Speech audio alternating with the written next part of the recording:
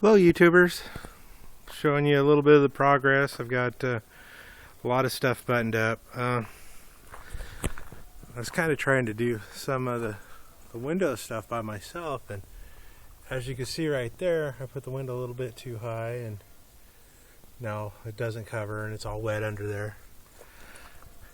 However, it'll dry out pretty fast because it's just all the water's coming out right there because I didn't smash the seam down yet, luckily.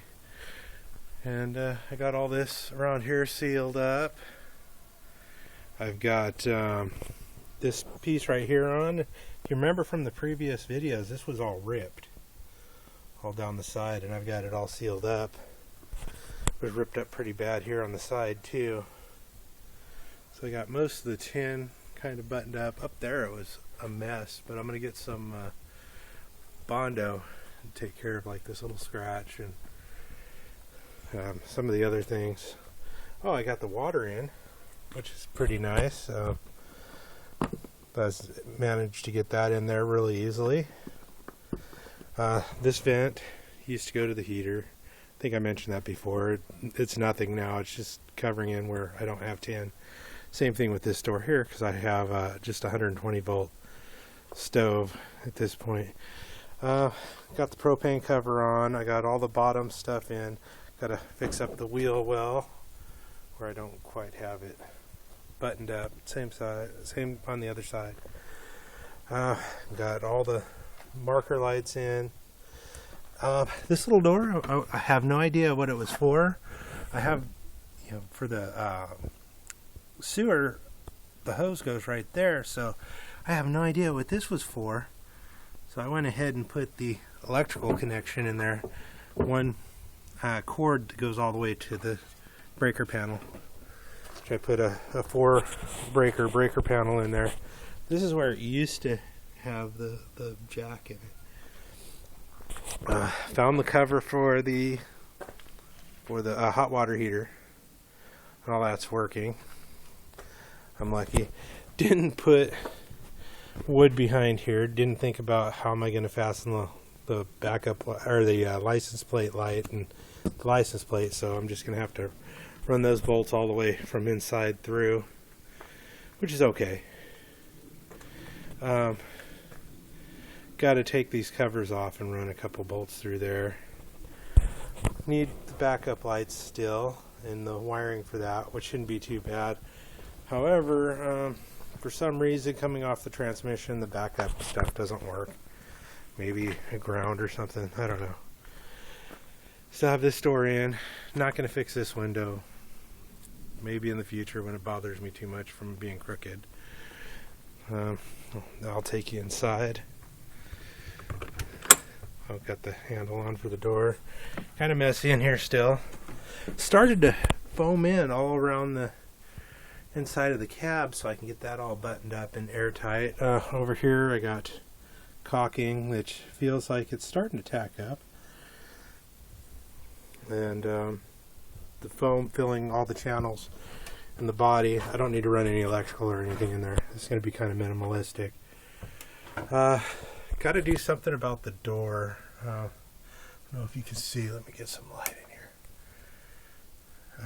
There's a big gap where the door got lowered a little bit. I should have put that little strip of wood in there, but instead I'll put the little strip of wood right here on the top. Even the oven light works. Everything seems to be working. I need a cover for that light. This light right here, I don't know if you guys remember earlier video, I was frustrated because it worked fine when it came out and went in and wouldn't work. It was just a bad lamp. Got those lights in. Took out the microwave so I could clean up underneath it and check out the fuses. I guess it's too dark to see in there. Got a battery charger mounted right here on the side. I don't know if you can see that or not either. Maybe I could do something else with that. Got the closet all together.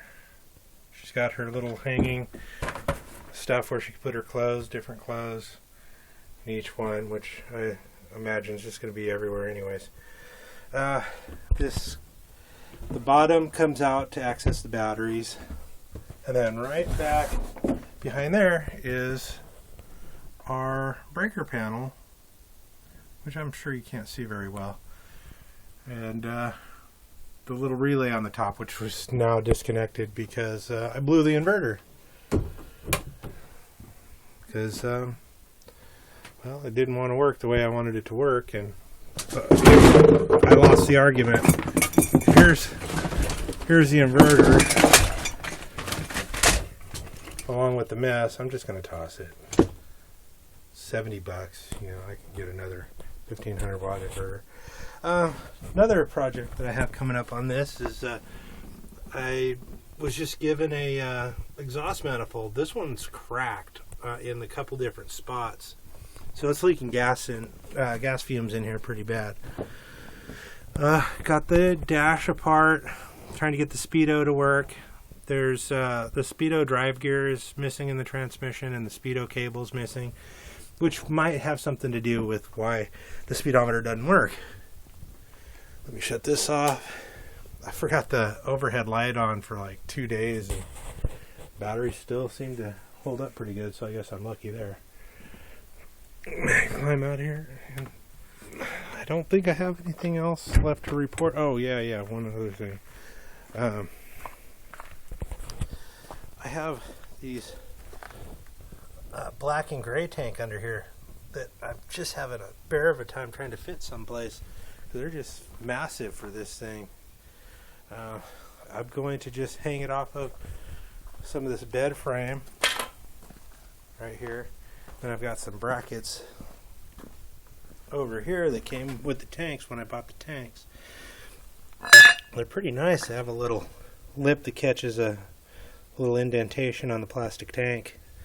It's got a little hole, but I'm just going to weld them to the bed frame, and then weld these little angled pieces across to keep them straight so they don't untwist on me when I'm trying to put it up. And I've got a whole bunch of 1/2-inch all thread that I'll just drill into the frame and put some nuts, bolts, washers and stuff and Loctite. Then it'll go from the other side right under here, and it's going to hang about 2 inches from the ground, or 3 inches. It's going to be kind of sketchy. But well. Oh, for the repair for this, I'm going to butyl tape this right here and just seal it for now, because I've got to get rolling and go get some money made in the Bay Area. I'll show you my flatbed, how that's coming along.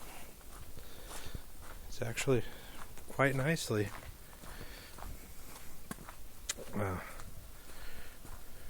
Got my buddy gave me a toolbox for it. He had lying around for a while, and such a great thing here. I ended up putting in the other side over there the battery for the trailer brakes, and I'm going to put a flasher in there so that if the trailer's brakes are activated, it'll put the hazards on if the trailer comes off. All these cross pieces here, I'm going to weld in all that pipe right there. That's all still part of the trampoline that I built all these sides out of. And then that tubing is just for building trailer hitches. I've got tons of that stuff. It was actually fairly economical. The smaller stuff was actually quite a bit more expensive. Then that pipe right there, that was all of the trampoline stuff, which I've used up almost all of it between this right here. See, it still even has the warning label on it for the trampoline. And when I want to lower it, I just pull these 2 pins out. I'm probably going to weld in a button there that you pull on both sides. I got one of those so that you can pull it down, but I don't want it dropping. So here's a bunch of that all thread, a couple pieces of 1/2-inch conduit that came out of this one. It was a travel trailer. Even got the moons on. I had to bang them up to get them on there, but they went. That's about all I have to say here. Gonna try to get a jack in a few days for it, and we'll be good to go. Yeah, all I have left to do as far as pulling the trailer with the RV is hooking up the trailer wiring, which I actually made the whip up yesterday. So I'm just going to have to get... Oh, now I get to remember to buy the yellow butt splices. Here's the end of the cable. It's under there someplace. And then here's this piece. And then I need the bracket to mount it, because it'll be cheaper just buying the bracket than it would be to punch through that monstrosity under there. 1/2-inch plate. Alright, subscribe. I got a lot more to come, and pretty soon we'll be able to start our adventures with this, and it'll be painted here hopefully soon. Take care.